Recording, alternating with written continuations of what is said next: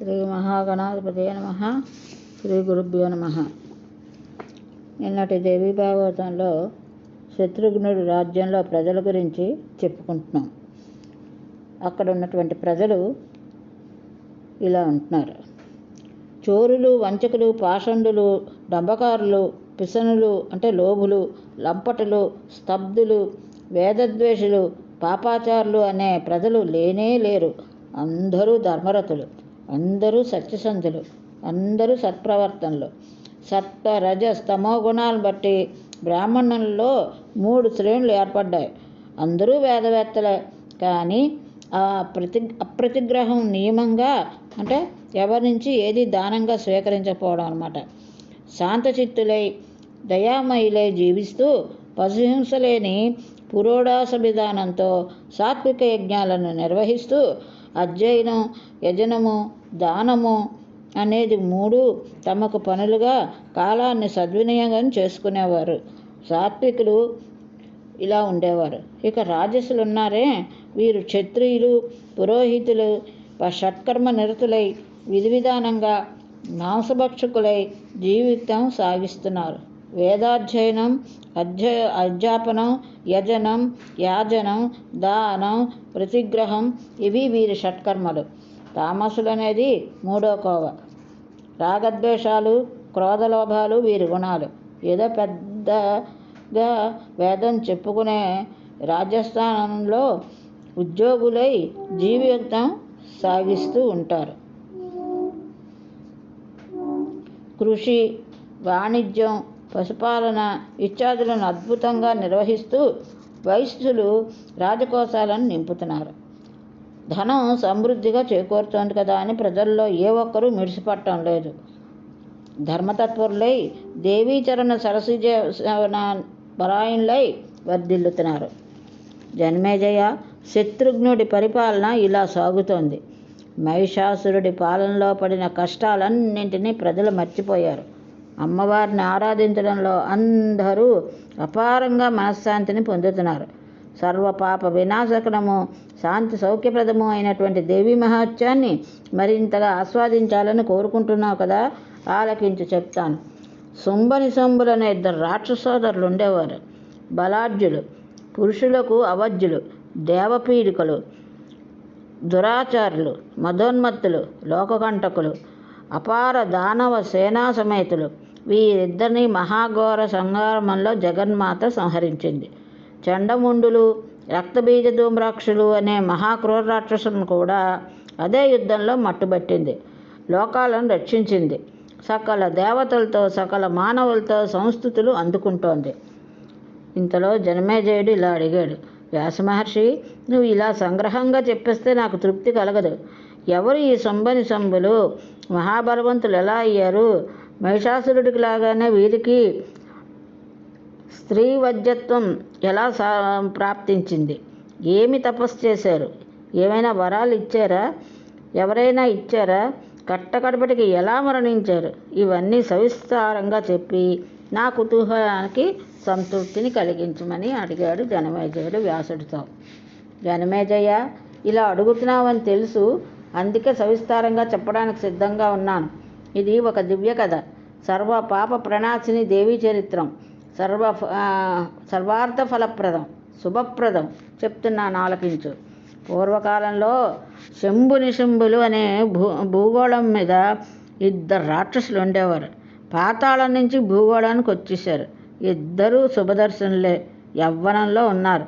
కానీ సంసారిక సుఖాల వైపు వెళ్ళక ఇంద్రియాలను నిగ్రహించుకుని గొప్ప తపస్సులు చేశారు. అన్నోదకాలను పరిత్యజించి పరమ పావనమైన పుష్కర క్షేత్రంలో యోగ విద్యా ప్రభావంతో 1000 సంవత్సరాలు తీవ్ర తపస్సును చేశారు. స్థిరంగా ఒకే యోగాసనంలో చేసిన ఆ తపస్సుకి బ్రహ్మదేవుడు సంతృష్టి చెందాడు. హంసవాహనంపై బయలుదేరి వారి దగ్గరికి వచ్చాడు. వారి కళ్ళు మూసుకుని తపస్సు చేసుకుంటూనే ఉన్నారు. బ్రహ్మదేవుడు ఇలా పలకరించాడు: శుంభనిశంభులారా, ఇంక లేవండి. మీ తపస్సుకి సంతృప్తి చెందాను. ఏ వరం కావాలో కోరుకోండి, ఇస్తాను అని అన్నాడు బ్రహ్మదేవుడు. యోగ సమాధి నుంచి దిగి శుంభనిశంభులు లేచి నిలబడ్డారు. బ్రహ్మకు ప్రదక్షిణలు చేశారు, సాష్టాంగపడ్డారు. నిరాహారం వల్ల నీరసించిన కంఠస్వరంతో బ్రహ్మదేవుణ్ణి స్తుతించారు. చతుర్వదన, మా తపస్సులకు నువ్వు సంతృప్తి చెందితే మాకు అమరత్వాన్ని వరంగా ప్రసాదించు. ఈ లోకంలో ఏ జీవికైనా మరణాన్ని మించిన భయం ఏముంది? ఆ భయాన్ని తొలగించుకోవడం కోసమే ఈ వరం అడుగుతున్నాను. వెంటనే మా కోరిక తీర్చి మరణ భయాన్ని తొలగించమన్నారు.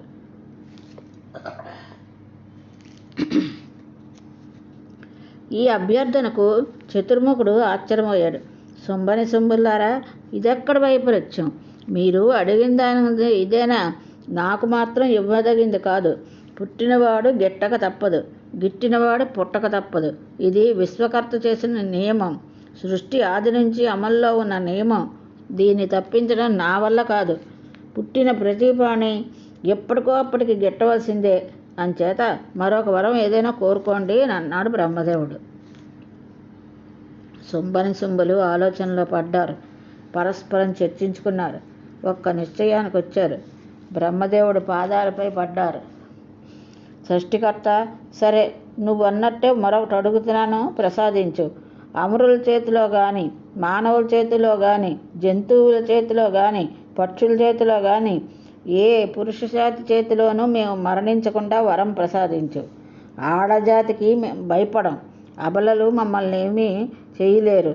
అంచేత పురుష జాతి వల్ల మాకు ప్రాణాపాయం లేకుండా అనుగ్రహించు చాలు అన్నారు శుంభని శంభులు బ్రహ్మదేవుడితో. అప్పుడు బ్రహ్మదేవుడు సరే అన్నాడు. హంసపై ఎక్కి తుర్రుమన్నాడు. శంభని శంభులు తమ పాతాళానికి వెళ్ళారు. పురోహితుడైనటువంటి భృగు మహర్షికి విషయం విన్నవించారు. అతడు ఒక శుభముహూర్తాన్ని బంగారు సింహాసనం చేయించి వీరిలో జ్యేష్ఠుడు కనుక శుంభుడికి పట్టాభిషేకం జరిపించాడు. సర్వదానవ సామ్రాజ్యానికి శుంభుడు ప్రభు అయ్యాడు. అభినందించి సేవించడానికి ఎందరెందరో దానం మహావీరులు వచ్చారు. సమైక్యాన్ని ప్రకటించారు. వీరాది వీరులు, అపూర్వ సహోదరులు అయిన చండముండులు, ధూమ్రలోచనులు, రక్తబీజుడు మహాసైన్య సమేతులై తరలివచ్చి దానవ చక్రవర్తి శుంభుడికి తమ మద్దతుని ప్రకటించారు. అతడి పక్షాన నిలబడి శత్రువులతో యుద్ధాలు చేయడానికి కూడా ప్రతిజ్ఞలు వహించారు. జన్మేజయ, వీరిలో రక్తబీజుడిది ఒక విచిత్రమైన జన్మ. రణరంగంలో ఆయుధం తగిలి అతడి శరీరం నుంచి నేలకు రాలిపడినటువంటి ప్రతి నెత్తుటి బొట్టు నుంచి వందల వేలుగా రక్తబీజులు ఆవిర్భవిస్తారు. అదే అతని రూపం, అదే అతని బలం. అదే ఆయుధంతో ఆవిర్భవిస్తాడు. అదే పరాక్రమంతో అంతమంది శత్రువులతోటి యుద్ధం చేస్తాడు. అంచేత సంగ్రామంలో ఈ రక్తబీజుడు అత్యంత దుర్జయుడు. ఇంకా ఇలాంటి దానవీరులు కోటాను కోట్లుగా వచ్చి శుంభుడికి సేవకులు అయ్యారు. శుంభుని శుంభులు భూగోళం అంతా స్వాధీనం అయ్యింది. ఇంకా స్వర్గమే స్వాధీనం కావాలి. నిశుంభుడు సేనా సమేతుడై వెళ్ళి ఇంద్రుడి మీదకి యుద్ధం ప్రకటించాడు. దిక్పాలకులను వెంట నడుపుకుంటూ వజ్రపాణి ధీటుగా ఎదిరించి నిలబడ్డాడు. ఘోర సంగ్రామం జరిగింది. ఇంద్రుడు తన శతకోటి వజ్రాయుధాన్ని గురి చూసి విసిరాడు. అది సరాసరి వెళ్ళి నిశుంభుడి గుండెలకు బలంగా తగిలింది. వాడు ఆ దెబ్బకు మూర్ఛపోయాడు. రథం నుంచి నేలకి ఒరిగిపోయాడు. రాక్షస సైన్యం కకావికలమైంది. ఈ దుర్వార్త తెలియగానే అతి క్రుద్ధుడై శుంభుడు స్వయంగా రణరంగానికి పరుగున వచ్చాడు. వస్తూనే చండప్రచండంగా శరవర్షం కురిపించాడు. అమర సైనికులు దూది పింజల్లా ఎగిరిపోయారు. ఇంద్రుడితో సహా దిక్పాలకులంతా ఓడిపోయారు. శుంభుడు విజయగర్వంతో వికటాట్టహాసం చేస్తూ వెళ్ళి ఇంద్రసింహాసనాన్ని అధిష్ఠించాడు. కల్పవృక్షాలు, నందనవనము, కామధేనువుతో సహా సమస్త దేవలోకాన్ని స్వాధీనం చేసుకున్నాడు శుంభుడు. మహర్షులు చేసే యజ్ఞాల్లో ఆవిర్భాలను కైవసం చేసుకున్నాడు. సుధాపానం చేసి సుఖపారవశ్యంతో మునిగి తేలుతున్నాడు. దిక్పాలకులందరినీ పారద్రోలాడు. హతశేషులై మిగిలిన దేవతలు అడవులకు పారిపోయి తలదాచుకున్నారు. నిరాధారులు, నిరాయుధులు, నిస్తేజులు అయిపోయి ఉన్నారు. కొండ గుహల్లో బిక్కుబిక్కుమంటూ కాలం గడుపుతున్నారు దేవతలు. ఒకప్పుడు మహాభోగాలు అనుభవించి ఇప్పుడు ఇలా కాంతిశీకులయ్యారు. లోకపాలకుని ఖ్యాతి గడించి అమర సుఖాలను అనుభవించిన వారు ఇప్పుడు కొండల్లో, కోనల్లో, నదీ తీరాల్లో కష్టాలను చవిచూస్తున్నారు. జన్మేజయ, సుఖాలు దైవాధీనాలు కదా. ఎప్పుడు ఎవరిని వరిస్తాయో, ఎవరిని త్యజిస్తాయో ఊహించడం మహా కష్టం సుమా. అమరులు బలవంతులు, ధనవంతులు, జ్ఞానవంతులు. అయితేనేమి ఇవాళ దైన్యాన్ని అనుభవిస్తున్నారు. కాలమహిమ అటువంటిది. జనమేజయ, ఈ కాలమహిమ చిత్రాతి విచిత్రంగా ఉంటుంది. ఒకడికి ఒకప్పుడు మహారాజుని చేస్తుంది, అంతలోనే భిక్షకుడుగా మార్చేస్తుంది. రాజు బంటు అవుతాడు, బంటు రాజు అవుతాడు. దాత యాచకుడవుతాడు, బలవంతుడు బలహీనులవుతాడు. పండితుడు అజ్ఞాని అవుతాడు, మహాసూరుడు మహాభీరు అవుతాడు. 100 యజ్ఞాలు చేసి సంపాదించుకుని ఇంద్ర పదవిని ఈనాడు కోల్పోయి సచీపతి అడవుల పాలయ్యాడు. కాలమే ధర్మిష్ఠుల్ని చేస్తుంది, జ్ఞానిని చేస్తుంది. మళ్ళీ అదే కాలం మనిషిని పాపిష్ఠుణ్ణి అజ్ఞానిని చేస్తుంది. ఇందులో ఆశ్చర్యపోవలసిన అవసరం ఏమీ లేదు. కాలమహిమ అటువంటిది. బ్రహ్మ విష్ణు మహేశ్వరులకే ఇటువంటి కష్టాలు తప్పలేదు. విష్ణుమూర్తి శూకర జన్మ ఎత్తలేదు. మహాశివుడు పుర్రె చేత పట్టుకుని భిక్షాటనం చేస్తున్నాడు. కాలమే అన్ని వేళలా అందరికన్నా బలీయం. జనమేజయ, శుంభుడు స్వర్గ సామ్రాజ్యాన్ని ఆక్రమించి 1000 ఏళ్ళు గడిచింది. అడవుల్లో జీవిస్తున్న వాళ్ళంతా దేవతలు క్రమక్రమంగా సంఘటితులయ్యారు. బృహస్పతి సలహా అడిగారు. మన రాజ్యాన్ని, మన భోగాల్ని తిరిగి పొందడానికి ఏదైనా ఉపాయం చెప్పమన్నారు. వేద మంత్రాలను సరిగ్గా పఠిస్తే వాంఛితాలు నెరవేరుతారు అంటారు కదా. కోరికలు తీర్చే యజ్ఞాలు, యాగాలు ఉన్నాయని అంటారు కదా. అవన్నీ నీకు తెలుసు. నీకు మాత్రమే తెలుసు కనుక గురోత్తమ, మా కోసం అవన్నీ జరిపించు. శత్రు వినాశనానికి ఏమేమి చెప్పబడ్డాయో అవన్నీ చెయ్యి. విధి విధానంగా చెయ్యి. దానవ వినాశనానికి అవసరమైన అభిచారాలు అంటే చేతబడులు లాంటివి అవి కూడా నిర్వర్తించు. ఇంద్రాది నోటి నుంచి ఇటువంటి మాటలు వింటూ ఉంటే బృహస్పతికి నవ్వు వచ్చింది, జాలి వేసింది. మృదువుగా పలికాడు. దేవతలారా, వేదమంత్రాలు స్వతంత్రాలు కావు. తమంత తాము ఫలాలు ఇవ్వవు. ఫలాలు ఎప్పుడూ దైవాధీనాలే. మంత్రాలకు అధిదేవతలు మీరు. మీరే కష్టాల పాలయ్యారు. ఇది కాలమహిమ. దీనికి విరుగుడు నేనేం చేయగలను? యజనాల్లో అతి ముఖ్యమైన ఇంద్రాగ్నివరుణులే కడగండ్ల పాలైతే ఇక మీరు ఏ యజ్ఞాలు చేస్తారు? నేనేమి చేయిస్తాను? ప్రతిక్రియ ఏది నాకు తోచటం లేదు. జరగవలసిందేదో జరగడమే. మనం అనుభవించవలసిందే. ప్రతి కష్టానికి ఏదో ఒక తరుణోపాయం ఉంటుందని శిష్టులు చెప్తారు. దైవమే బలీయమని మరికొందరు అంటారు. ఈ ఉపాయవాదులు దైవాన్ని నిరర్ధకమని నిరసిస్తారు. ఇవి రెండూ కలిసినప్పుడే కార్యసిద్ధి కలుగుతుందని నా అభిప్రాయం. కేవలం దైవాన్ని నమ్మి ఊరుకోకూడదు. స్వబుద్ధితో ఉపాయం ఆలోచించాలి. అందుచేత బాగా ఆలోచించి ఒక మాట చెప్తున్నాను, శ్రద్ధగా ఆలకించండి. మీకు తెలిసిందే కానీ ఇంతకాలం భోగాలతో మునిగిపోతూ మర్చిపోయినట్టున్నారు. పూర్వకాలంలో ఒకప్పుడు ఆదిపరాశక్తి మహిషాసురుని సంహరించింది గుర్తుంది కదా. అప్పుడు మీరంతా మహాలక్ష్మిని బహువిధాల స్తుతించారు. ఆవిడ సంతోషించి మీకు ఒక వరం ఇచ్చింది. మీరు తెమిల్చుకోలేని మహా ఆపదలు మిమ్మల్ని చుట్టుముట్టినప్పుడు నన్ను ఒకసారి స్మరించండి, నేను వచ్చి మీ కష్టాలు తీరుస్తానని అభయం ఇచ్చింది గుర్తుందా?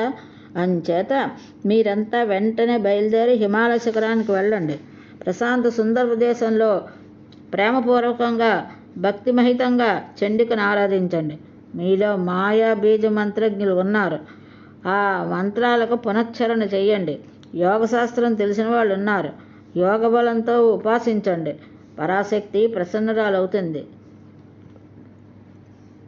మీ దుఃఖాలను తొలగిపోతాయి, సందేహం లేదు.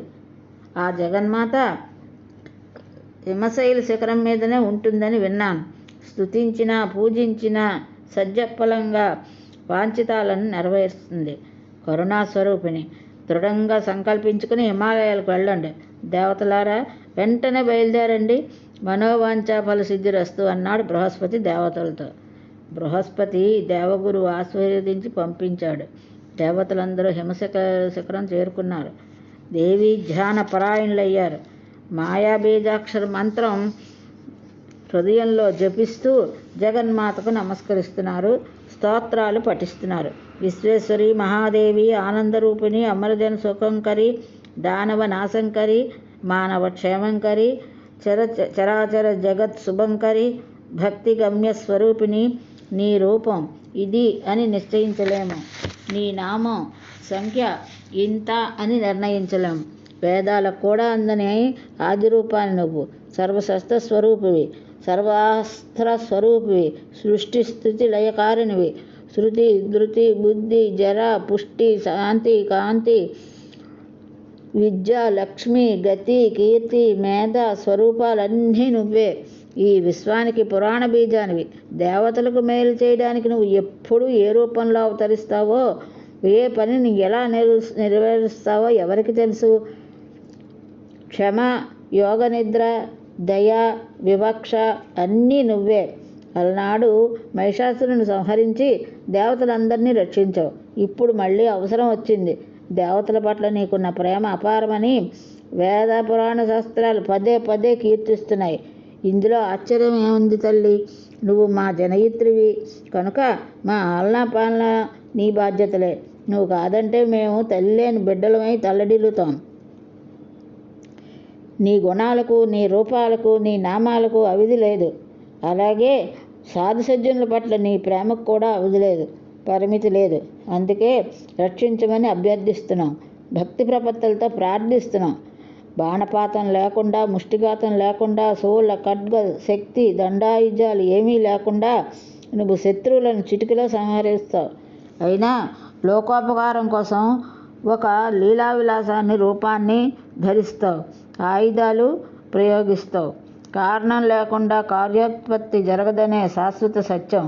అనుమానాది ప్రమాణాలతో మేమంతా తర్కించుకుంటూ ఉంటాం. ఈ విశ్వానికి నువ్వే కర్తవి. బ్రహ్మ, విష్ణు, మహేశ్వరులు సృష్టి స్థిత కర్తలని పురాణాలు చెప్తున్నా ఆ ముగ్గురిని యుగాదిలో సృష్టించింది నువ్వే కనుక చరాచర జగన్మాతవి నువ్వే. ఆ త్రిమూర్తులు అలనాడు నిన్ను ఆరాధిస్తే సంతోషించి ముగ్గురికి 3 శక్తులు ప్రసాదించావు. ఆ శక్తులే నీ రూపాలు. వాటి సాయంతో ఆ ముగ్గురు తమ తమ విధులను నిర్వహిస్తున్నారు. మహా యతీశ్వరులమని చెప్పుకుంటూ లోకుల చేత పాదపూజలు అందుకుంటున్నవారు నిజంగా నిన్ను ఉపాసించకపోతే వారు యతులే కాదు, వట్టి మందమతులు. నువ్వు విశ్వజనునివి, పరావిద్యవు, సకల వాంఛితాప్రదావు, ముక్తిప్రదాతవు, వివిధ బందిన పాదార విందవు. హరిహరాదులే నిన్ను సేవిస్తున్నారు. దేవదానవులు నిన్ను అర్చిస్తున్నారు. అటువంటి నీ దివ్య చరణారవిందాలను ధ్యానించని అల్పబుద్ధులను ఏమనాలి? విధివంచితులు అంటే వీరిగా కాక ఇంకెవరు? నీ అంశావతార అయిన లక్ష్మీదేవి పాదపంకజాలకు శ్రీ మహావిష్ణువు స్వయంగా పారాణి దిద్దుతూ ఉంటాడు. త్రినేత్రుడైన శంకరుడు పార్వతి పాదాంబుజ పరాగరేణును శిరసా వహిస్తాడు. అటువంటిది నీ పాదాలను భజించిన మానవ మాతృడి గురించి ఏం చెప్పమంటావు? విరాగులై సంసారాలను విడిచిపెట్టి తపస్సులు చేపట్టిన మునీశ్వరులు సైతం నీ పాదపద్మాలనే ఆరాధిస్తున్నారు. జగన్మాత, ఒక్కటి మాత్రం ఖాయం. సంసార కూప పతితులై నిన్ను అర్చించని వారు నిజంగా పతితులు. వారికి రోగాలు, రోష్టులు తప్ప సుఖాలు ఉండవు. ఈ జన్మలో కట్టెలే అమ్ముకుంటున్న, గడ్డి గాదము అమ్ముకుంటున్న మహాదరిద్రం అనుభవిస్తున్న వారంతా కిందటి జన్మలో జగన్మాతను అర్చించిన వారిని నిర్ధారణగా చెప్పవచ్చు. జనమేజయ, సకల దేవతలు సామూహిక దీక్షగా ఇలా స్తుతిస్తూ ఉంటే కరుణామయ హృదయం కరగకుండా ఉంటుందా? రూప యవ్వన సంపన్న ప్రత్యక్షమయ్యింది. దివ్య సుందర వస్త్రాలు ధరించింది. దివ్య సుందర భూషణాలను అలంకరించుకుంది.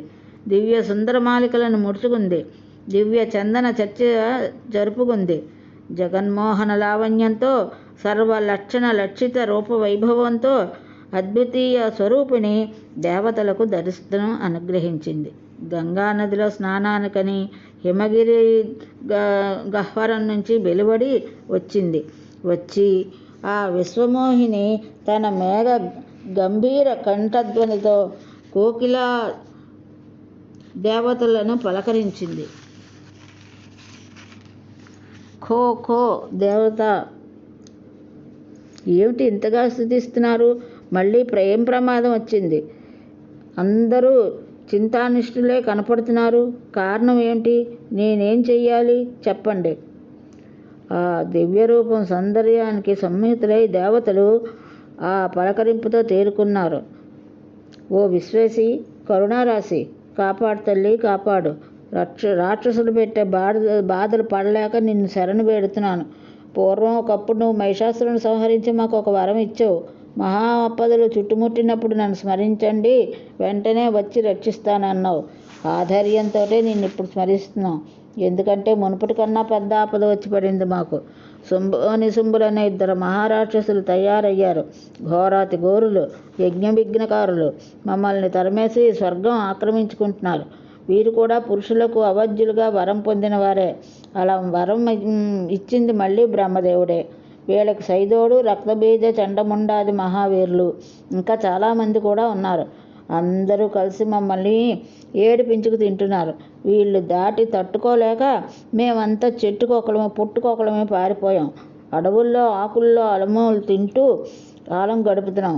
కంటి నిండా నిద్రపోయి ఎంతకాలమైందో. నందనవనంలో కల్పవృక్ష ఛాయల్లో క్రీడించే మేము ఘోరారణ్యంలో దాచుకోవలసి వచ్చింది. రత్న ఖచిత సువర్ణాది హర్మ్యాలలో నివసించిన మేము చీకటి గుయ్యారాల వంటి కొండగోహల్లో బితుకుమంటూ కాలం వెళ్ళమారుస్తున్నాం. అమ్మా, మా బాధలు ఎన్నని చెప్పుకోగలం, ఎంతకని చెప్పుకోగలం? అన్నీ ఎరిగిందావును. నువ్వు తప్ప మరొక దిక్కు లేదు. కాస్తంత ఉపకారం చేసి పెట్టి మేమంతా నీ పాదదాసులం, సేవకులం. మాకే కాదు, ఈ జగత్తులో దుఃఖార్తులకు అందరికీ నువ్వే కదా శరణ్యం. మరోసారి ముల్లోకాలను రక్షించవలసిన అవసరం ఏర్పడింది. ఇది నీ సృష్టి, ఇది నీ బిడ్డలు. కాపాడుకోవాల్సిన అవసరం తల్లిగా నీకుంది. జగత్పీడకులకు లోకకంటకులకు అయిన ఆ దానవులను సంహరించి మా ప్రాణాలను నిలబెట్టు తల్లి అన్నారు దేవతలు అమ్మవారితో. ఇది ఈరోజు భాగవతం. ఇంతటితో స్వస్తి.